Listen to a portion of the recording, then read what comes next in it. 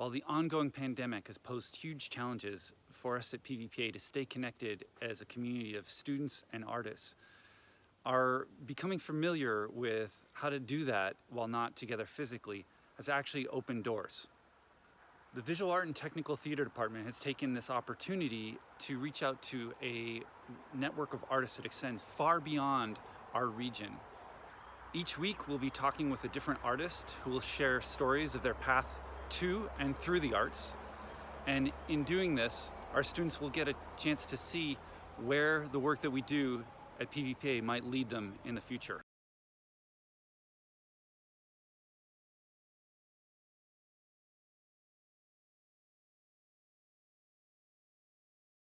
So yeah, my dad was really into art, and he started me off really not art, computers, and my mom was the creative force. So as were many of my uncles doing creative endeavors. So what ended up happening was, as soon as I had an opportunity to get a computer that could kind of handle it, I was really starting to see some cool opportunities with art and computers. And I was always trying to, I think we all have those moments where we're all like, oh, it'd be really cool if it did this thing. And you have this daydream, and then you start to try to figure out how you're going to make that daydream happen. And you want to do something a little bit different than everybody else does.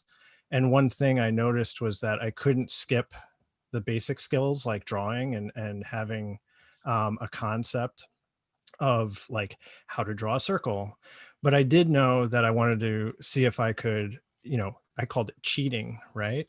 And started to take the computer and do these computer generated graphics. And it was super basic back in the day, because all you could do was make a wireframe, and it would be a sort of a mimic of a mimic of a ball, right?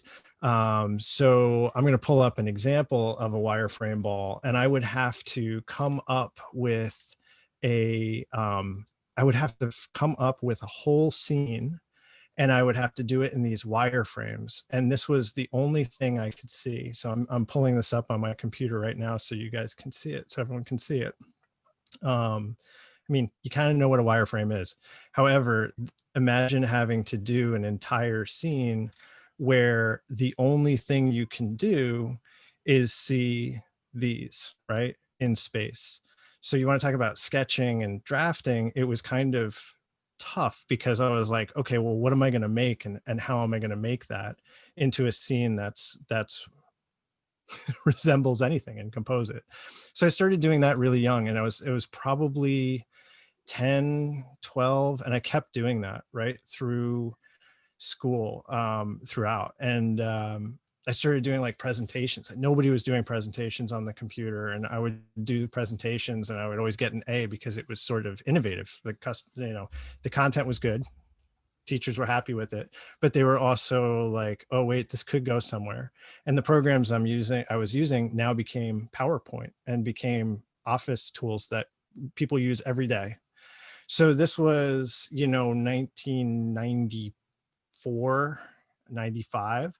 And I was doing those wireframe things, and I was putting together these simple scenes, and then going to the print shop. You don't have a printer in your house. I had to have to go to the print shop with the file. It would cost me like $60 to print this thing out. And I did actually start to bring them to group shows, like student group shows and the like, high school shows, middle school shows, and put them up. And, they were rudimentary, but they were a start. And then I kind of decided after high school to just take a break, which is consistent with 2 weeks ago when you were talking to Bianca. And I decided to, like, listen, I can already fix these computers, because working in the graphics with the graphics would stress out the computers. To render it, I'd have to have my whole family not use the computer for like 24 to 48 hours, which is actually going to be like something consistent you hear about my process, where I just have to let that thing run for 24 to 48 hours. Nobody can use it. It's just a progress bar sitting there, and it would break like all the time. And breaking it meant learning how to fix it. And so I started to fix computers, and that's how I started my normal job. and my normal career, which I call my normal job, because it's what I decided to start doing. I had a choice. I could go and I could do creative stuff, and I got an invite to art college, and I was like, okay, cool. Let me see if I could work that out. Or should I just go to normal work? And I'm like, okay, I could spend this money or I could make that money. And I decided to go and made a choice to make that money, because having a huge advantage in the market by working with computers since I was a little kid, I could hit the ground running at any job to fix computers. And that's what I did. And ironically, I ended up getting it. I started off trying to get into graphics with computing. And it's just better at fixing the computers when it came to the work that they needed, because I'm not the fastest artist, or especially at that time, I was not fast. And so that started this normal arc. And then you fast forward to just 3 or 4 years ago, and I had that daydream again about like, man, I want to make this thing. I saw this thing on YouTube. How cool is that? Like, how hard could it be? What could go wrong? And if you've created anything, like all the things go wrong and it's all frustrating. And then you get past it and it feels amazing. And so I brought one of my costumes. What I started with was costumes. And I brought one of my costumes. I handmade stilts. I just went in and I was like, I can just use my handsaw with 2x4s and I'll figure it out and it'll totally be safe. Totally wasn't safe. And I started to go down that road, and I started to realize I needed to learn about stilting. So I went to circus arts and learned about stilting, and then got into aerial arts, but then realized like I could earn money by teaching stilting and by going and performing my costume in parades and stuff. So I started to just do that, and I kept my normal job the whole time, right? Because it afforded me the room to be able to grow into a creative space, right? I didn't have to worry about food. I didn't have to worry about a roof over my head. And I was like, okay, cool. This is great, right? I'm going to be able to create and create and create without having to stress out too much. And that was just staying organized. So then I brought this stilt creature up to Massachusetts, to your neck of the woods where everyone is up there. And that's when I got an invite to what do you call it? I don't know, Mr. Carl. I don't know. It's Mr. Bridge. Carl. No, we're not Mr. anything. We're just It's Carl just and Carl. Martin. So All right. So Carl and Martin had this event and I showed up, and originally it was intended, I was going to do some aerial arts with my wife, and we were like, no, you know what? Like, I'm going to bring up this thing. And I pulled that out and used it. And it was a huge hit. People loved it. And that's when Carl just said, hey, listen,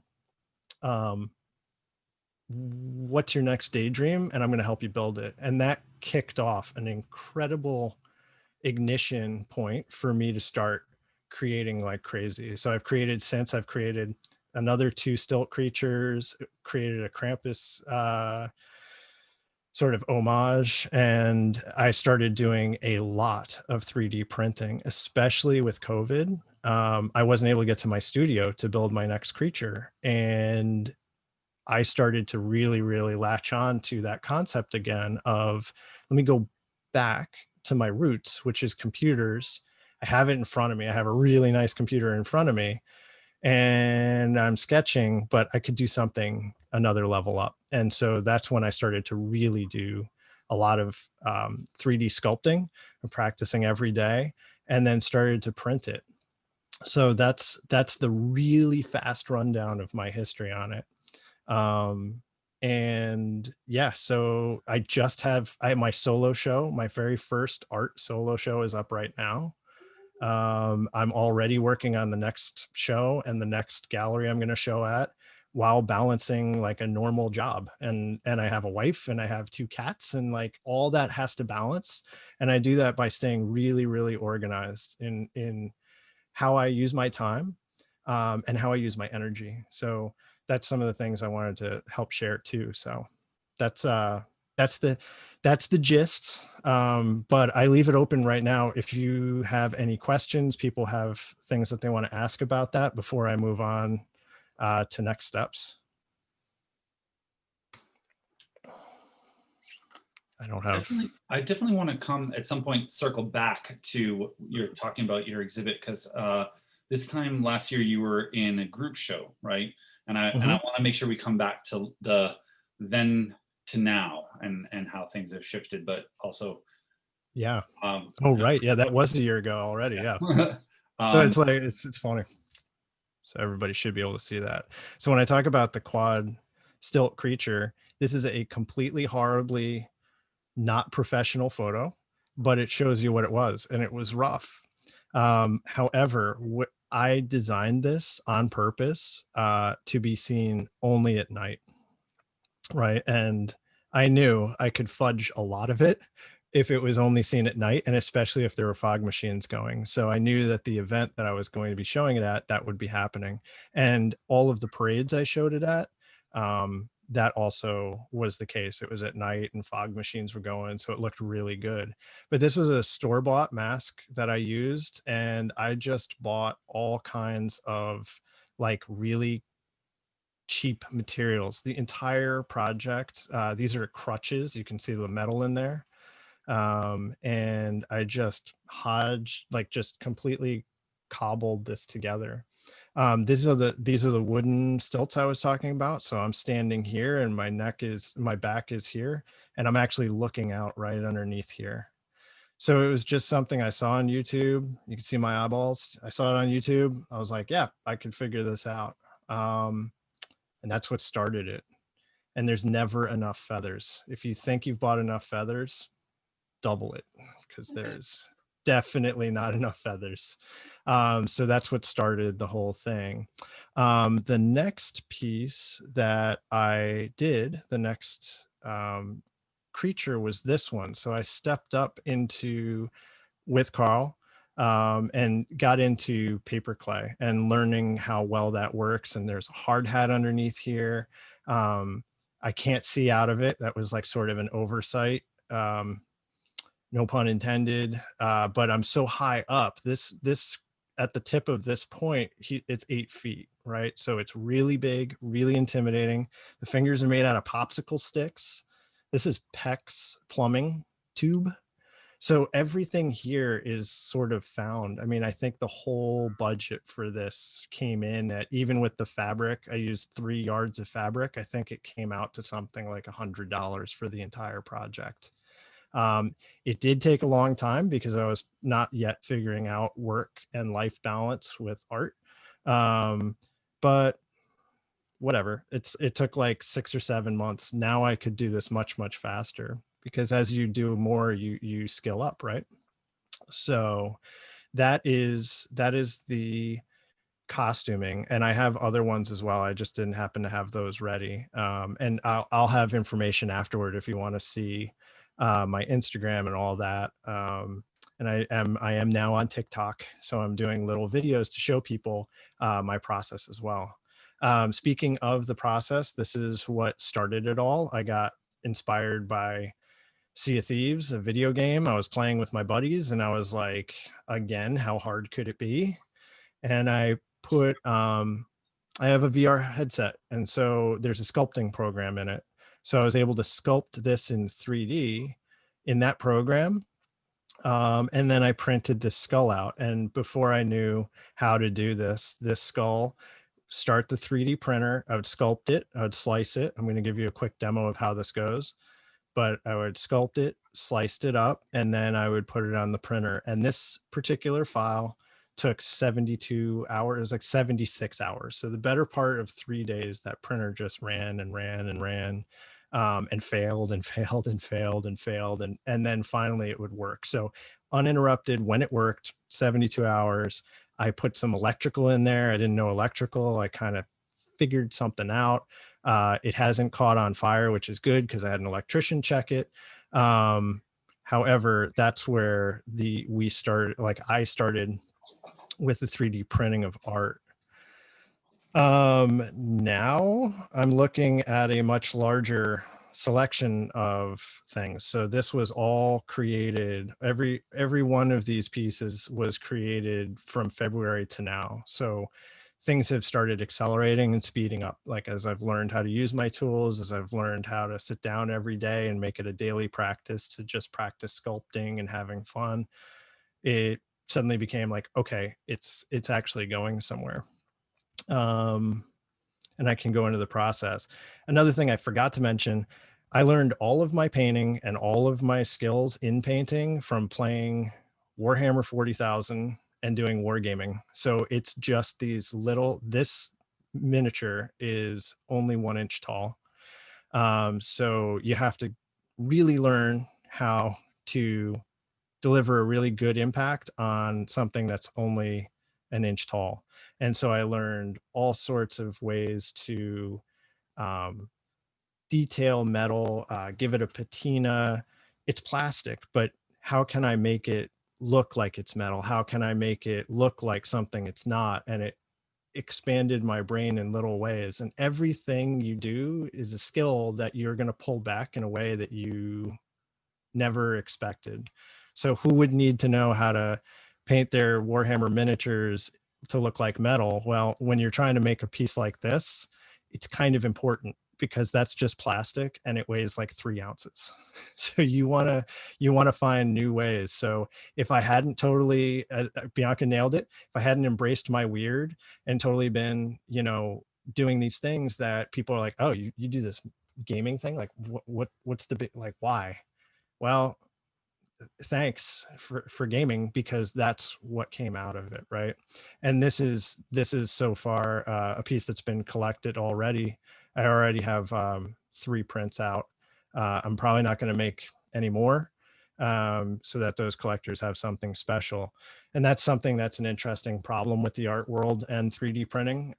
First of all, it's new. People don't think of it as a medium. And second of all, people are like, well, you could just hit, copy paste print, right? You could put out 100 of these anytime you want. I'm like, okay. And as you'll see in the process, there's nothing that is copy paste about this process. There's still a lot of detail work. There's still a lot of processing afterward. So so there's that. And if we want to go back, Martin, to the group show, let me pull up on a separate monitor here. Let me just switch out. I do want to pull up the Krampus that I was talking about. Actually, I'll just show my webpage because there's everything here is fine. Everything here is fine. So being mindful of that. So here are the pieces. So these are actually, what you're seeing here are the digital sculptures. Sometimes the real piece, like this is the actual piece. I put this on, never discount Instagram or anything like that. I put a digital sculpture of this on Instagram, and the person said, when you print that out in bronze, I want it, right? And I was like, oh, okay. I wasn't planning on it. It was this picture. I wasn't planning on printing it. I wasn't planning on finishing it. It was just something fun. It caught somebody's eye, and they wanted to have it for themselves as a collector. And so that's how that piece came into the real world and got shipped out to California. Here's another beginning piece. And this is what started to get, this was the very first piece I put into a group show, and it sold in that group show. Pretty much immediately, like on the last day of the show. And when you saw it, it was, sorry, it's a little bit hard to see, but it was just a simple black printed sculpture. But when you hit it with black light, I spent the time with UV paint and went through the entire piece and just gave it sort of this jellyfish look. And it came out, this was another one of those people who ignited my creative. And definitely look for people like that. They're out there, they're super helpful, and I'm super grateful for them, because this person reached out and said, hey, I see you doing 3D sculptures. I see you printing them. She saw that skull, right? Very simple and basic. And she said, you know what? I'm having a group show. I want you to make a piece for it. You're in. And I'm like, okay, well, which piece or what? And she's like, no, you don't understand. Whatever it is you make, it's in. Scary. you have inferiority complex, like raging, like, oh my God, I can't make a piece. I don't know and you just say, okay, like whatever. I'm just going to do what I do. And I hope it's going to be the right thing. And it turned out to be the right thing. So that was the very first group show. Here I am up at Cosm, Wappingers Falls, up at Alex Gray and Allison Gray's place. And this is my latest creation. So this is at the tippy top of those horns is 9'4". Martin saw this thing walking around. I mean, it's a lot of fun. And also I get to, mix now more methodologies, more skills that I've learned over time. These are insulation foam inside, and it's paper clay, and again, a hard hat. And I'm in there, but you could never see me. And this is foam for the claws, more paper clay. And I had asked people, hey, do you have any extra fabric and fur laying around? So this is all from like sort of found objects. This one was a little bit more expensive. It was probably $250 worth of stuff because I got lazy and I just bought extra fur instead of waiting for it. But that's how this came about. And Krampus, of course, is another one where Carl and I worked together on this face and built a whole Krampus. And I hand knitted this horsehair, which I've said it before and I'll say it again, like what could go wrong or how hard could it be? Okay, you get to go through a lot of episodes of Netflix and Amazon Prime and whatever you're watching while you're hand knitting. That's a pound and a quarter worth of horsehair onto a grid, and I just sat there and learned. And it was the first square inch was 2 hours, and then after that, it started to become like, 2 square inches was 2 hours, and by the end of it, I was consistently getting about a good 2 square inch in about 30 to 45 minutes. So I was able to start really speeding up, but it's a long piece. And I scaled this up. So this is about 1.25% or 1.25 times my head size. So it's a pretty sizable piece. Here's another 3D printed piece I did. And here is a very extreme close-up of one of the pieces. But my other group show that I got into was at a brewery, and they wanted to show my creatures. So they are there, and they're there now as well. But now instead of other people's art, it's only my art in that show. So that's the quick rundown. I will be happy to leave these behind so people can look through them and ask questions. Okay. So that's pretty much all I have to say on that one. Want to show us a little bit about how the tech works and from digital sculpting to the physical form? Sure, I'd be happy to. So usually it starts with a sketch, but I do a lot of what I call flow pieces, right? So you're going to actually see exactly how these happen and how these start. So what I usually do is I will start just with a sphere and start to play around with it to see what's going to come of it, right? So there might be something out here that inspires me or makes me feel like I'm seeing a piece that you guys can see, right? Yeah, okay, good. So this is again that wireframe that I referred to back in the beginning. So to just do this and to do that at that level is what used to take, that one would have probably taken about 6 hours to get it to that level. And if I added something else like a metal, that would have taken like 9 hours. So to be able to do this live is astonishing. But now people are able to go through and do this very, very quickly. So what I typically do is I'll start to look at various shapes. If they catch my fancy, then I start to look and go through the next steps. Now, when I was saying before about cheating, here's one thing all the visual artists in the room are going to be super cheaty about is this thing called symmetry. So I can simply turn on by hitting one button, just an instant symmetry for the entire sculpture, which is totally cheat mode, because that is 80% of your frustration when you're working on a piece. But it's made super quickly. So I'm just kind of putting together something here to see where it goes. So I will sculpt, and generally I'll just do some skull thingy. And I just start to sketch out, see where I'm at, and what I would like to do, and where I could find shapes in this space. So, here I do a lot of anatomy study. I really do enjoy anatomy. Um, I don't know what everything is called, but I do know what those shapes look like. And so I do try to do my best to keep up with those studies. I have Gray's Anatomy right here. I go to uh, study all the time online, models, reference. So I'm always studying that. That's not while I'm doing work, normal work. This is all after hours stuff. So this is a really good opportunity to ask questions too, if people have questions about process so far or history. Whoops. So there was a comment in response to your like quote unquote cheating, where Sam said that we call that using your resources. So Absolutely. I have been scolded many, many times for it is not cheating if it helps you accelerate. If it is helping you to get your artistic idea out quicker or get your work done faster, yeah, I agree. It is not cheating at that point. So yes, agreed.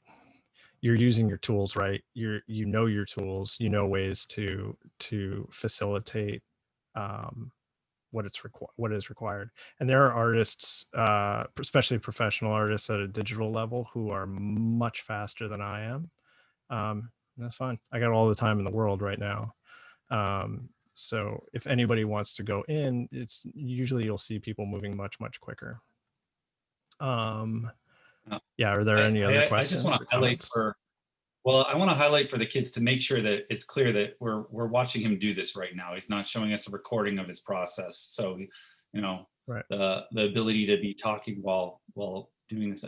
I know I haven't played with this, but been, seen some of your videos, like essentially just to sort of narrate for students, like the ball that he started with like his material, and now he's essentially like pulling out and pushing in. So it's almost like working a thing of clay, but instead with a cursor in 3D space. So yeah, no, that's fun. I can narrate some of that as well. So, and that's actually a good point, because a lot of what I'm doing here is both additive and subtractive, on a technical level.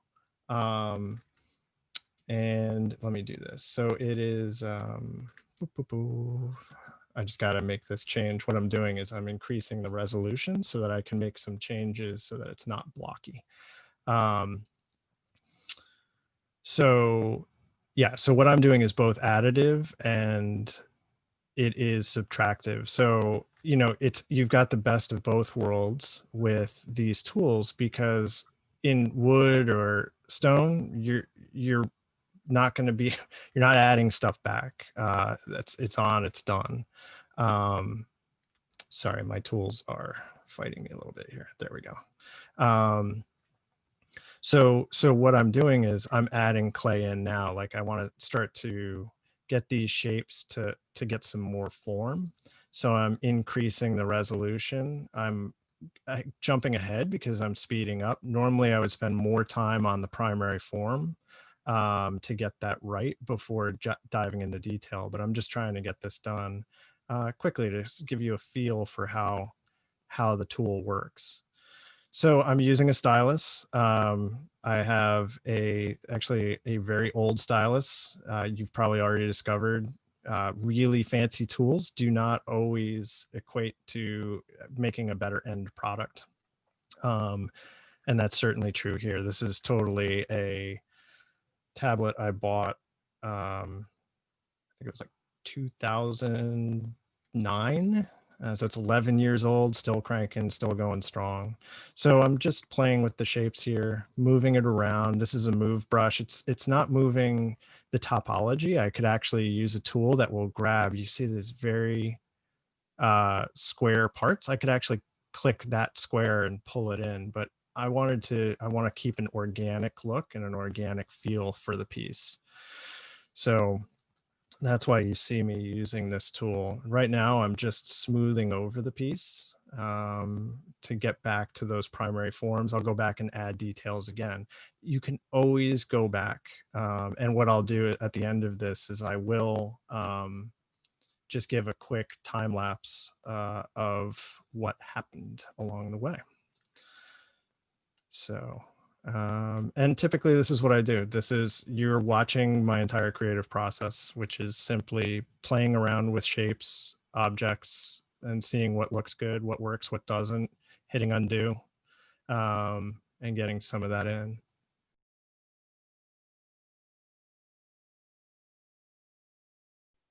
Yeah, and how to adapt. It's certainly a question that everybody is asking, not just from school, but all the way through life, right?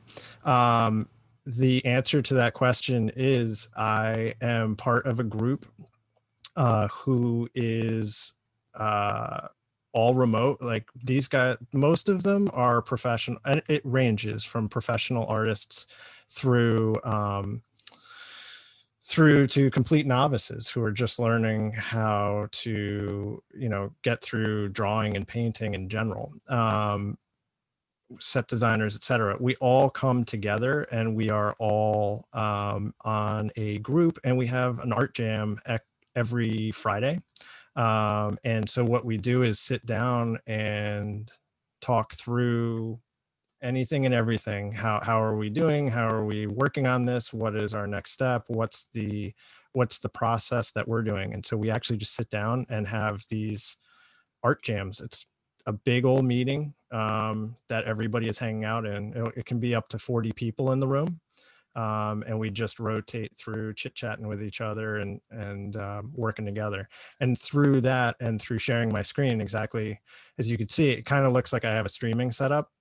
It was born from that. It was born since March of like making a nice layout where people can see my face, they can see what the printer is doing, they can see what's on the screen. That is how I started to talk to not customers, I'm sorry, start to talk to collaborators and customers, collectors who would want to see my pieces. So when I take pieces, normally I would meet with you and find a way to be on the phone or something like that to talk about your piece and what you would like to see. And now that has become all through Zoom jams or Discord or what have you, to be able to share with each other and to share our pieces and to share what we're working on. We're also able to share our shows as well. Many of the people who I'm working with there are on the West Coast because particularly what I do is classified as dark art. And so that dark art has a huge following in Los Angeles. So the LA crew will stream live from the gallery to show people what do you call it, to show people their piece. They may be on the East Coast, they can't get out there. And so we've adapted into new ways to try to show each other's art and support each other. So that's how we've been doing that. But that's a really solid question. How can you get together, especially in a gallery environment when nobody can fly out and they're kind of stuck? So that's that.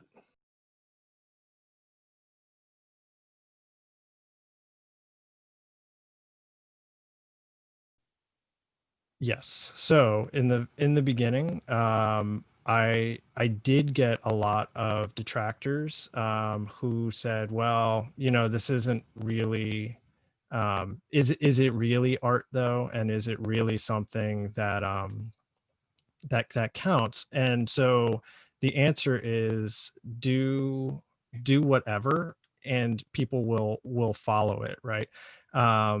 There were people who saw my art And yeah, I'm doing like a super quick sketch right now, but they're like, okay, but you didn't put in all the time you needed to put in to learn how to shade a pencil. And if you think about trying to render just this with graphite and with carbon, it'd be really difficult. I mean, it would take a really long time. And there are some people who are like, well, that's, are you really learning everything that you need to know in your basic skills? The answer is yes. And if you continue, and what I've experienced is if you just continue to show your work and to show what you're capable of, people will respect it. They will go, okay, right. So I am seeing that this has artistic value. If it makes them feel something, there's an argument to be said. Even if the person dislikes it, they felt something.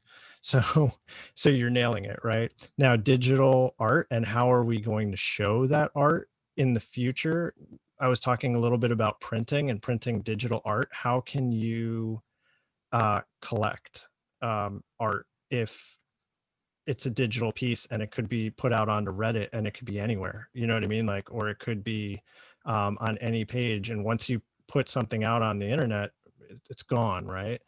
That is where new emerging technologies are coming in, where they're using the same technology that like Bitcoin uses, where you're actually getting, it's called cryptology, or basically it is an encryption that happens on the piece, right? So if you say you only want the piece to exist 5 times on the internet, it will only exist 5 times on the internet.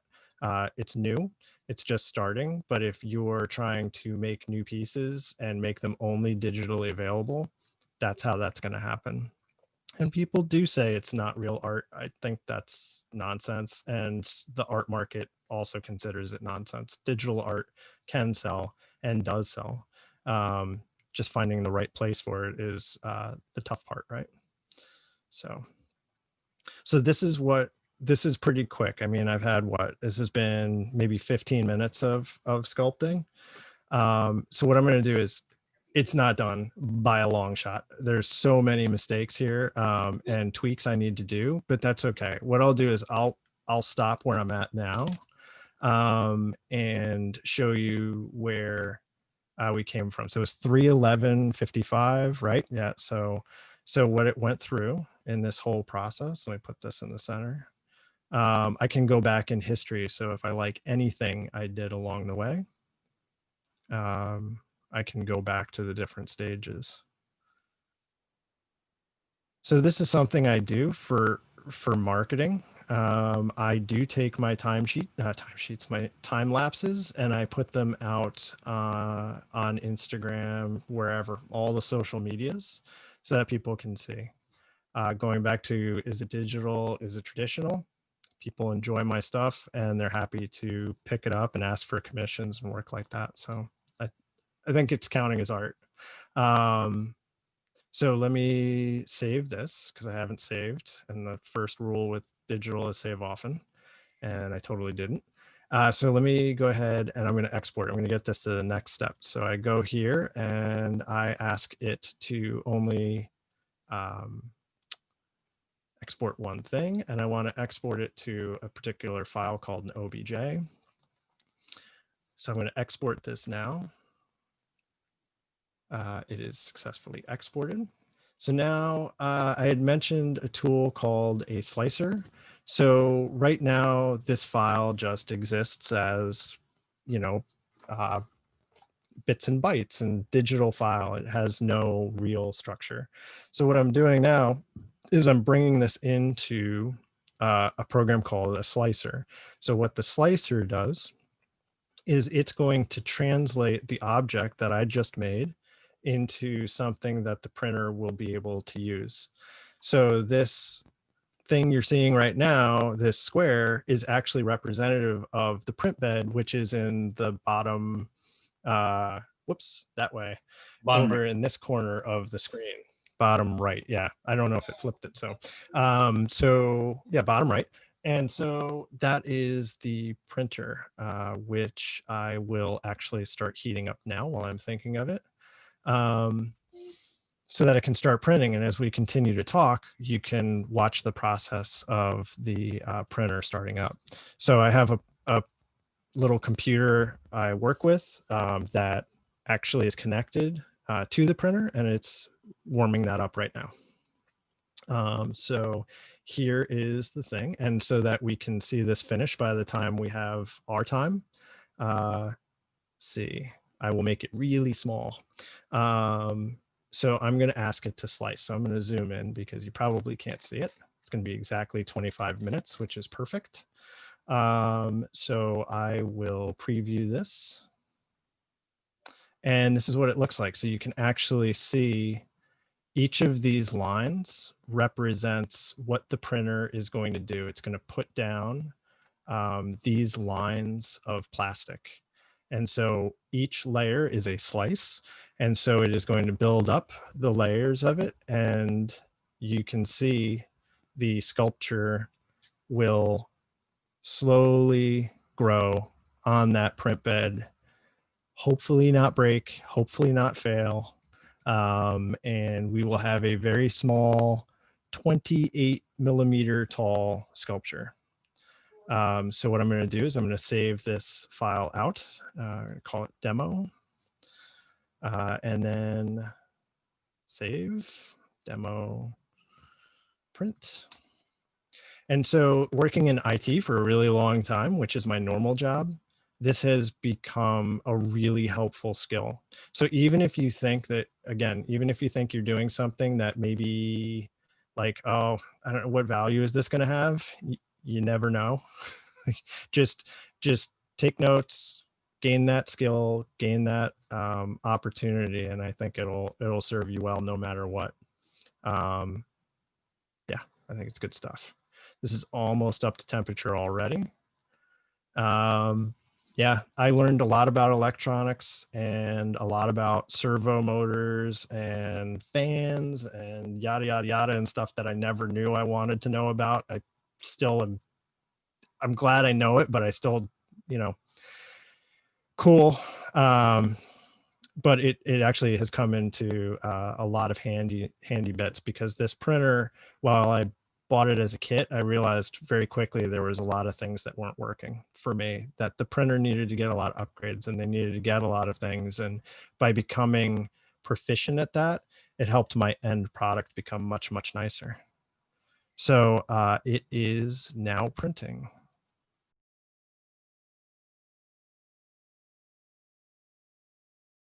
Yeah. So definitely HR Giger is there. That's, again, this is the dark art, but really what I liked about it was the black and white, the shadows, the shapes, just the organicness of those pieces. Nature is my number one inspiration, going out and seeing all these shapes in the world. Who else was there? Frazetta. Frank Frazetta was a great example of somebody who was bringing up different pieces. And who else? So I had Brahm is good. Also, you know, again, what I'm doing is I'm looking over and I'm like thinking about like who really inspired any classical sculpture too. Because I started to get into sculpture, I started to really review the classical sculpture people. Michelangelo and anybody who sculpted, I reviewed, because, and I tried to mimic it. I tried to actually copy it, and you learn so much about thinking about what's going on. Other inspirations, no lie, Martin and Carl's art has been a big inspiration, and looking at some of the traditional art around the globe, and also looking at my own personal history, and what is inside my realm of society that is appropriate for me to look at and gather inspiration from. So a lot of cultural pieces as well were a big inspiration. Let me make sure that this plastic is going down. I think it is, but I can't see it from the resolution. Definitely is. So those are my inspirations, but nature is number one. Go out, take a hike. My Google Photos account is ultra full with reference. So I use reference a lot. The fact that I just did a quick flow sketch is great and all, but what'll happen is eventually at a certain point, I'll be happy with that anatomy. And then I'll be like, what's next? And I'll go just absorb pictures of plants and bark and a bird and this and that. And I have a book called Creature, which I will give to Martin later for you to get. I found it online for $10 used, and it's just high quality pictures of critters. So a lot of those pieces and a lot of that inspiration has been part of my art. Hopefully that's helpful. Yeah, I want to jump to something that, you know, earlier you're I think very humble in sharing some of the stuff around your current show. You know, John shared with me, for those listening, that what was it, 60% of your work sold in the opening week, or Yeah, yeah, the first show, the first day. So and actually I had pieces pre-sale. Yeah. So when the question was asked about whether people value digital or traditional work, and if which is easier to get work in, there are a lot of applications for digital work in many industries now that many of us traditional artists can't even touch because we don't have the tools for, right? So people like John are equipped to do a lot of things that those who don't know how to work digitally, but you know, can sculpt clay, but they can't do some of the things that he can. And you know, one of the other questions was about maintaining connections and collaborations during the pandemic era. One of the things that's John's strength that he's being sort of humble in not touting is that John has been really successful in using social media to connect with his audience and potential buyers in a way, which is why he's had those results from his current show. So I don't know if you want to talk any more about that, because you know, there's a way in which the online communities have been able to stay connected in ways that people who rely on folks walking into a physical gallery space have completely lost that accessibility to their audience. So I don't know if there's more you can kind of muse on about that. I'd love to. Yeah, there is. And I think that's a good point. I did touch on it. I know there's a lot of sort of not great things about social media. However, it has enabled me to share with people progress and give them an opportunity to reach out to me and talk. I mean, right now, what we're doing right this second would not be possible without current tech. And I think it's important to be smart about how you use that. And it's a skill like any other to do that. I'm just going to have the printer going on the side while we're talking. But I think it's important to, you know, all you can, right. So here's something I just learned recently, is that like all time is energy and no energy is ever wasted, right? If you like nature, you know that like nothing is wasted, but you can waste your time, right? So if you're sitting there and you're on Instagram and you're just scrolling and you're just doing that mindless like double tap, and you're not really processing what you're looking at, it's great. You're supporting people.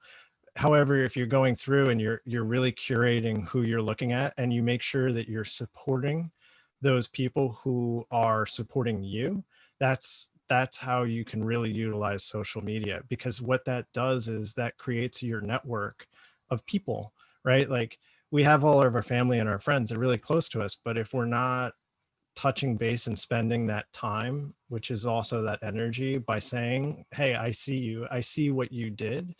I'm obviously witnessing it in a weird way, but I am seeing it. And so by making that time worthwhile, it is putting it out there, right? You're putting out a really positive energy of I got you, I've got you supported. And I think that's where the most support I've gotten has been from, right? When you're in those Zoom jams, one of the things that people were talking about was, listen, it's all well and good to be an artist and put out like phenomenal art, but if you're not, people aren't buying your art just because of your art all the time. They're also buying it because they're interacting with you. They want to know you. They want to know the artist, and they want to know what it is, what makes you tick, right? Like, oh, this guy's really nice. He makes really scary stuff. Like, I can't tell you how many times people are like, your stuff's kind of creepy, but you're really nice. So what? And then they're kind of intrigued, right? And then I'm like, yeah, I'm on Instagram, on all these things. You want to talk on Facebook, what have you? And then we get in touch and we start talking, and they're following me and they're seeing what's going on. And it becomes a thing where they say, hey, that was really cool. That one, it finally talks to me. Like, what can we talk about?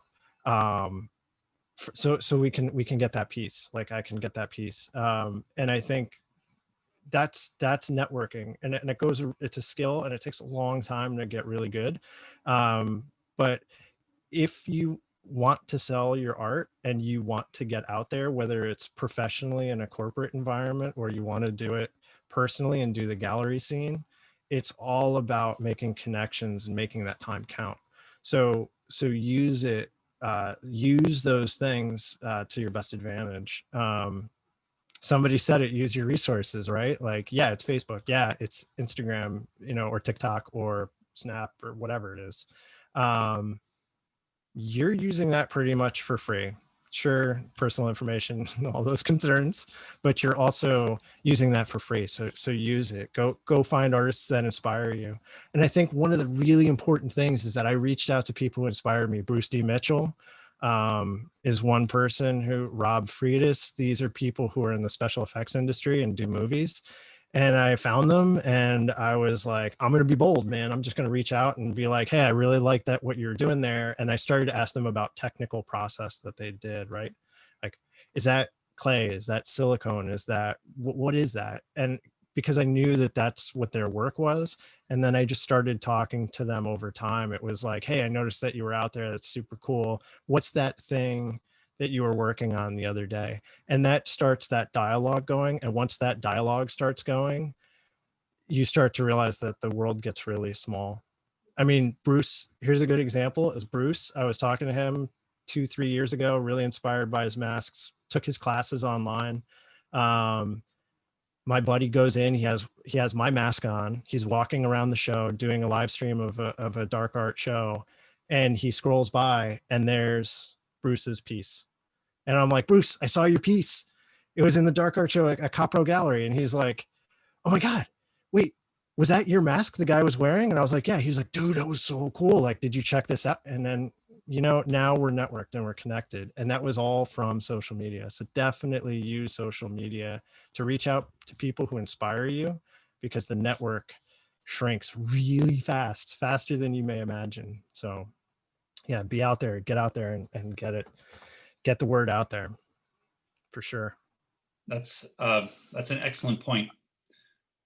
There's room for both, but yeah, you can easily find a couple, more than a few of the people who I join those Zoom jams with are digital artists by day, working for, we have some people at ILM, we have people who work at SVA. There's somebody else who works in a shop in London. I cannot remember the name of the shop, but what they do all day long is digital art as their normal job. And as soon as they come home, they're at their easel doing oil painting or acrylic or jewelry. So you're seeing more and more of this blend. And I do traditional art too, but I'm like baby steps. I'm at like ultra beginning levels of it. Lots of sketching and drawing, but not really painting or anything like that, other than painting my sculptures, right? So that's where it starts. Okay, cool. So yeah, that's that's really, we're waiting for this to finish. I think the only other thing that I wanted to just quickly share was the finishing process, which I will just share quickly because that is not going to complete in time.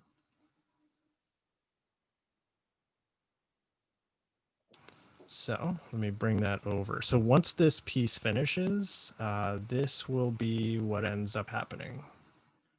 So here it is off the printer, right? This is really big. This is full scale, full people size. And I sand it, wet sand it, and then get it down to remove the ridges. Those slice lines are really prominent. I coat it with an epoxy, and then this is actually sanded, epoxied, and now I use spackle to fill in the big gaps.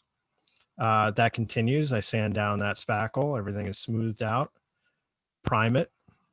Prime it again, like 5 or 6 times. More spackle. Now I wet the spackle down, so it's going to fill up any gaps that are atrocious. Prime it again. More spackle for real rough spots. And this has been wet sanded now, the entire piece. Now it's really looking smooth and looking good. A nice big coat of, to get a tarnished bronze, I do like a almost goldish bronze and then paint the entire piece. Then I dappled it with brown in this case. Then I dappled it with brown, teal, and then I did another dry brush of metal over it. And ultimately it looks like that. And again, here's that piece. I did both at the same time. I decided to make him a little bit browner and her a little bit more tarnished bronze. And here it is at the bar right now, down the road. So those are the pieces. And the piece in the back, I decided to just varnish in, and it looks raw, but it also looks, it just looked too good. I didn't want to paint him. He just came off the printer. He looked really neat, and I just varnished him. I was like, okay, good enough. And again, the same way you see this as a ball became this. It's called Isanthium, which just stands for blue in Latin because it's blue steel, because he's doing that sultry, smoldery look. But yeah, these are all the pieces, and these are all wearable masks actually, so they all have holes.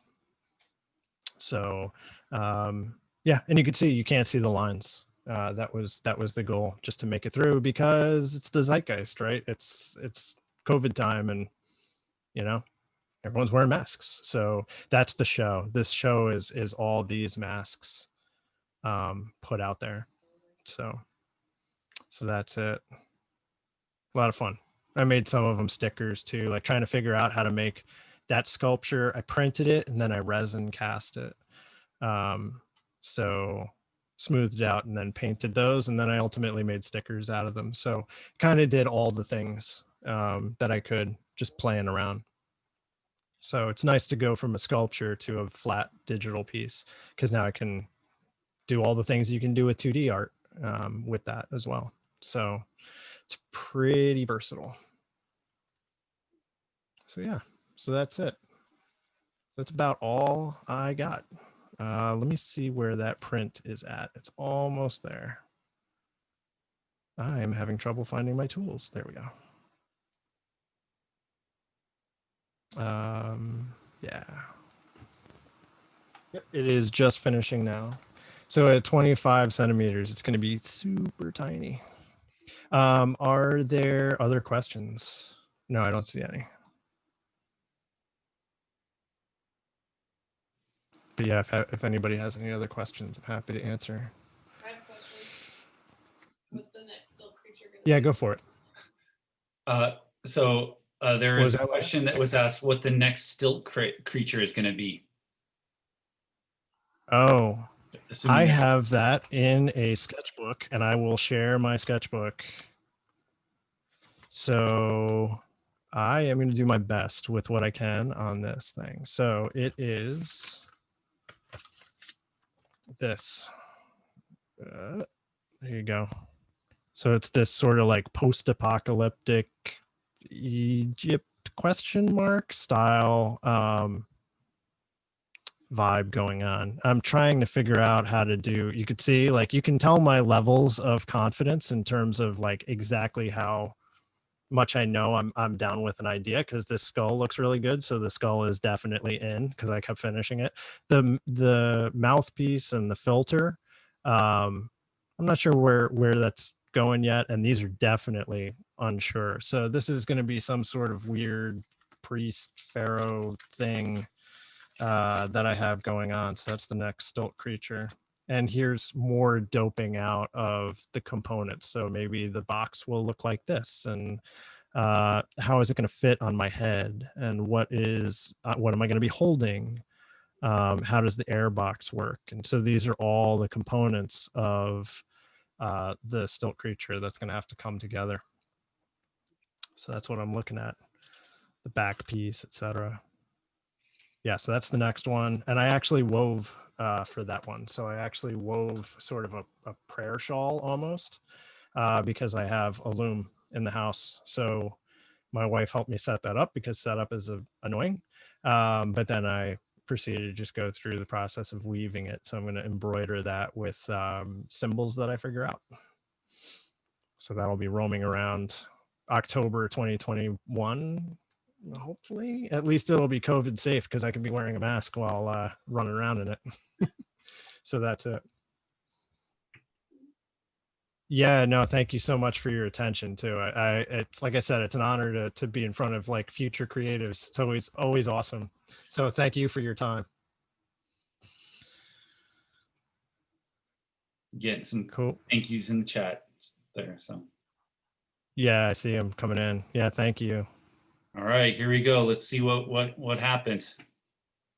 Yep. So I just plucked it off of the printer. So it'll take a second for it to zoom in, but there you go. Oh, you can see my eyeballs too. But yeah, that was the sculpture.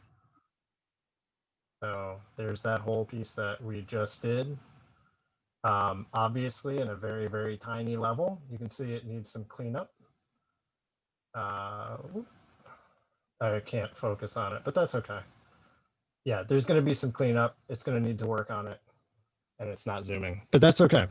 So yeah, that's the piece. Really little, 20 minutes when you're trying to do something to sculpt or figure out an idea for a composition and see if it's going to print.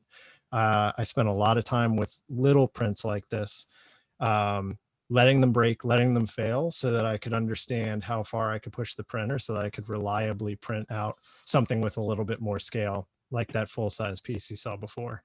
So yeah, that's it. It's here. I'm gonna do something with it. I'll have like keychains or something. Figure something out. But yeah, that's the whole process up to that point where I need to now sand it and clean it and print it, and then it'll be ready. So that's the whole process. It's Cool. really amazing to watch that from start to finish, John. And I want to just thank you so much for taking the time to come and share this with all of us today. Oh, absolutely. Thank you. Thank you. I really appreciate the opportunity and helping out. So definitely. Great. Thank you.